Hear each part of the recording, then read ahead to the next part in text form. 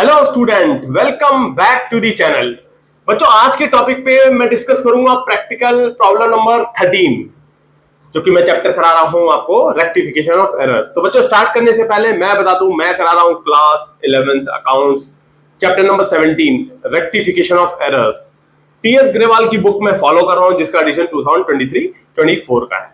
बच्चों, मैं आपको 12 तक प्रैक्टिकल प्रॉब्लम नंबर 12 तक कंप्लीट सॉल्यूशन करा चुका हूं रेक्टिफिकेशन ऑफ एरर्स के ऊपर, जो कि आपको मिक्स तरह के सारे क्लासिफाइड जितने तरह की रेक्टिफिकेशंस होती हैं, आपको ओमिशंस का, कमीशंस का, कॉम्पेंसेटिंग एरर के ऊपर, प्रिंसिपल एरर के ऊपर, सारे तरह के मिसलेनियस इनफैक्ट सब कुछ कवर हो चुका है। तो बच्चों, आगे बढ़ते हुए मैं इस प्रैक्टिकल प्रॉब्लम नंबर 13 का आज करूंगा कंप्लीट सॉल्यूशन। इसको हम पढ़ेंगे। देखिए, इसके अंदर बच्चों एक अलग सा है ये क्वेश्चन, जिसके अंदर ये पूछा गया है, हमें कोई जनरल एंट्री नहीं बनानी, रेक्टिफिकेशन जनरल एंट्री नहीं बनानी, सिर्फ ये पूछा हुआ है which of the following errors will affect the trial balance. बच्चों, बहुत अच्छा क्वेश्चन है, बहुत इंपॉर्टेंट है। आपको यही समझ में आ जाएगा कि कौन सी टाइप का रेक्टिफाइड मतलब गलत एंट्री हमारे ट्रायल बैलेंस को इंपैक्ट करता है। सबसे पहले मैं आपको यहां पर ट्रायल बैलेंस रफ बना देता हूं। क्वेश्चन को स्टार्ट करेंगे, लेकिन आपको वर्किंग नोट्स के जरिए रफ में तो एक ट्रायल बैलेंस बना देता हूं, ताकि आपको समझ में आए कि ट्रायल बैलेंस इफेक्ट का क्या मीनिंग है। देखिए बच्चों, इस तरह से बनता है ट्रायल बैलेंस। यहां आप डेबिट लिखते हैं, यहां क्रेडिट, यहां आपका लिस्ट ऑफ अकाउंट्स, यही होता है ना, लिस्ट ऑफ अकाउंट्स। बिल्कुल।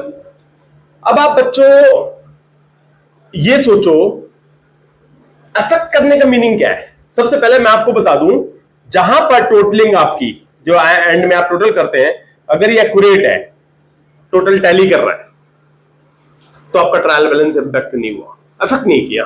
भाई देखो, सिंगल साइड एरर अगर होगी तो ही आपका ट्रायल बैलेंस इफेक्ट करेगा। सबसे पहली चीज, जहां पर डेबिट साइड, देखिए हर एक जनरल एंट्री के 2 साइड होते हैं। मैं आपको एग्जांपल से बताता हूं। जैसे आप लिखते हैं purchase account debit to Ram, तो परचेज अकाउंट में क्या होता है, यहां डेबिट हो जाता है। राम हमारा क्रेडिटर है, राम हमारा क्रेडिटर है, तो ये राम क्या हो जाएगा, क्रेडिट। तो आप ये देखो ध्यान से, यहां डेबिट हो गया, यहां क्रेडिट हो गया, ट्रायल बैलेंस इंपैक्ट नहीं आया। हां, अगर आपने परचेज अकाउंट डेबिट तो लिखा, राम के अकाउंट को क्रेडिट नहीं किया, गलती से यहां क्रेडिट नहीं किया, तो यहां टोटलिंग आपकी मिस्टेक हो जाएगी। तब आपका ट्रायल बैलेंस अफेक्ट करेगा। सिंगल साइड जहां भी एरर होगी, आपका ट्रायल बैलेंस इंपैक्ट करने वाला है। मैं आपको रफ इसलिए बता रहा हूं कि बच्चों, अगर आपका बेस स्ट्रांग होगा, तो जब हम क्वेश्चन पढ़ेंगे, बड़ी जल्दी आप पिक कर लेंगे कि ये सिंगल साइड एरर है या डबल साइड एरर है। जहां डबल साइड एरर है, भाई देखो यहां पर एक तो ये हो गया कि आपने क्रेडिट में नहीं लिखा, तो आपका इफेक्ट कर गया ट्रायल बैलेंस। दूसरा, आपने अमाउंट में मिस्टेक कर दी, परचेज अकाउंट 1000, राम अकाउंट 500, तब भी ट्रायल बैलेंस में इफेक्ट आ गया। भाई अमाउंट में गलती कर दी ना आपने, भाई परचेज अकाउंट आपने 1000 रुपए लिखा, राम के अकाउंट को 500 ही लिखा, गलत अमाउंट लिखा, तो भी इफेक्ट हो गया। रॉन्ग अमाउंट डबल साइडेड होगा, डबल में से किसी भी एक तरफ, तो गलत हो गया। सिंगल साइड एरर होगी तो गलत हो गया। आइए पढ़ते हैं क्वेश्चन, फिर आपको इसकी मदद से आपको समझ में आ जाएगा कि ट्रायल बैलेंस कब कब इंपैक्ट होता है। देखिए,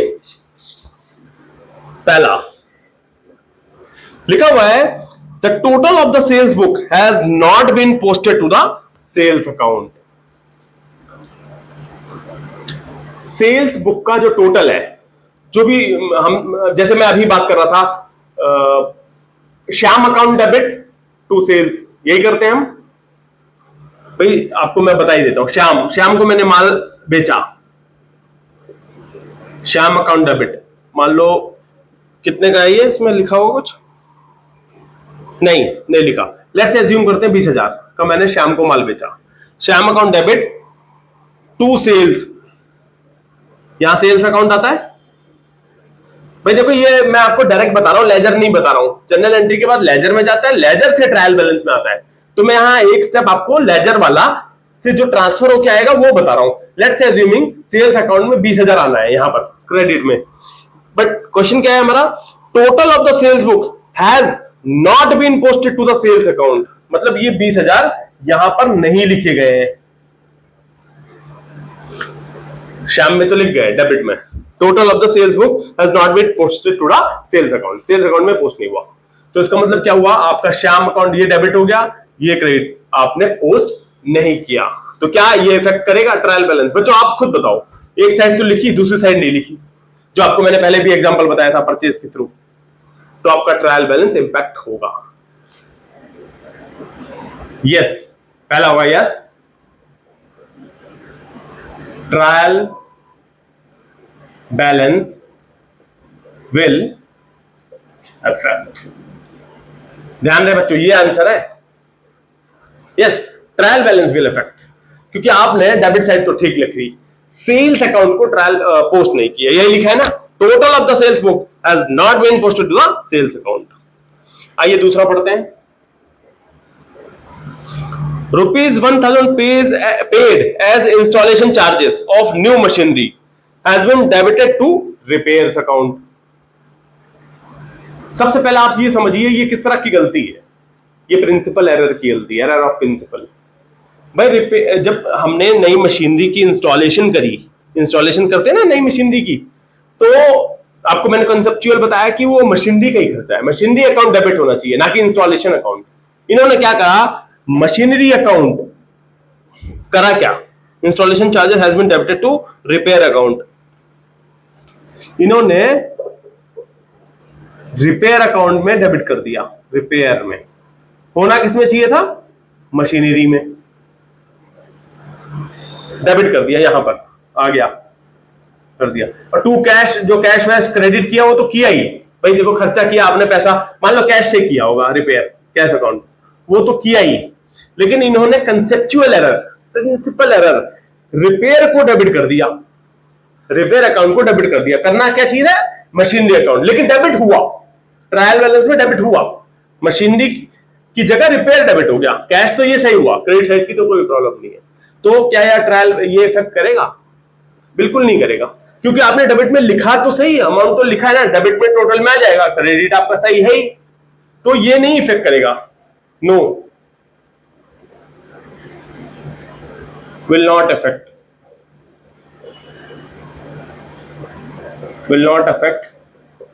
trial balance। No, will not affect trial balance. Trial balance में कोई फर्क आएगा भाई, आपने कंसेप्चुअल मिस्टेक करी है ना, आपने रिपेयर डेबिट कर दिया, मशीनरी डेबिट होने से, लेकिन डेबिट तो हुआ ना। ट्रायल बैलेंस में कहीं डेबिट में मिस्टेक होगी नहीं, क्रेडिट आपका सही है। ठीक है, समझ के करेंगे बच्चों, बहुत इजी है ये। तीसरा, goods costing ₹4,000 taken by a proprietor for personal use have been debited to debtors account।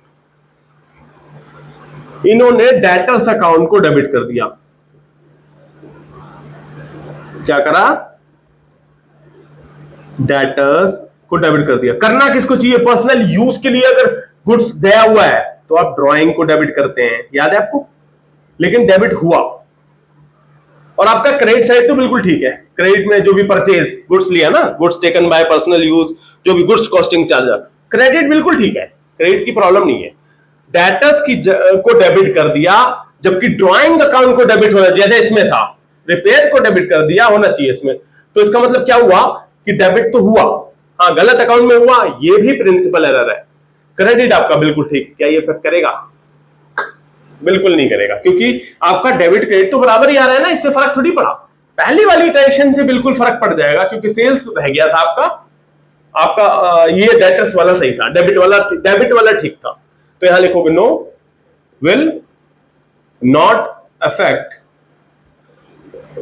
Trial balance, नहीं करेगा इफेक्ट।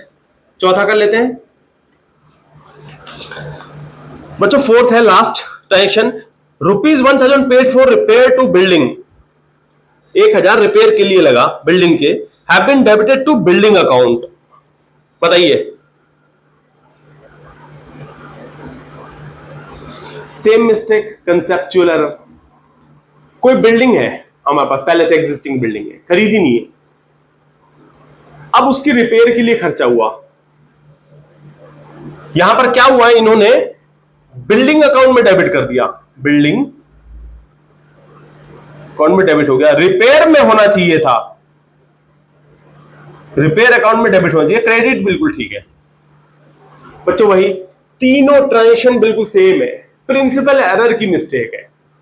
समझ में आ रहा होगा भाई। देखो बिल्डिंग की रिपेयर के लिए अगर कोई खर्चा होता है, एग्जिस्टिंग बिल्डिंग है, तो रिपेयर्स अकाउंट डेबिट होगा। यहां पर इन्होंने बिल्डिंग अकाउंट को डेबिट कर दिया 1000 रुपए से, लेकिन डेबिट हुआ तो टोटल में तो कोई मिस्टेक होगा नहीं, तो यहां पर लिखेंगे no will not affect trial balance. समझ गए बच्चों? ये तीनों प्रिंसिपल एरर की वजह से हमारा ट्रायल बैलेंस इंपैक्ट नहीं करेगा, क्योंकि डेबिट हुआ, गलत अकाउंट में डेबिट हुआ, तो उससे हमारा ट्रायल बैलेंस नहीं हिलेगा। ट्रायल बैलेंस इंपैक्ट होने का मतलब है कि ट्रायल बैलेंस का डेबिट साइड और क्रेडिट साइड जब मैच ना करे तो उसको बोलेंगे affected trial balance. Trial balance में फर्क पड़ गया, गलत है ट्रायल बैलेंस। यहां पर तो इन तीनों में तो ट्रायल बैलेंस में कोई गलती आएगी ही नहीं, कभी नहीं आएगी। डेबिट से ही मिलेगा, क्रेडिट से ही मिलेगा। हाँ, अकाउंट में जाएंगे तो आपको ये प्रिंसिपल एरर की गलती नजर जरूर आ जाएगी। तो बच्चों मैं ये उम्मीद करता हूं कि आपको ये प्रैक्टिकल प्रॉब्लम नंबर 13 अच्छे से समझ में आया होगा। तो please like, share and subscribe. Thank you, thanks for watching.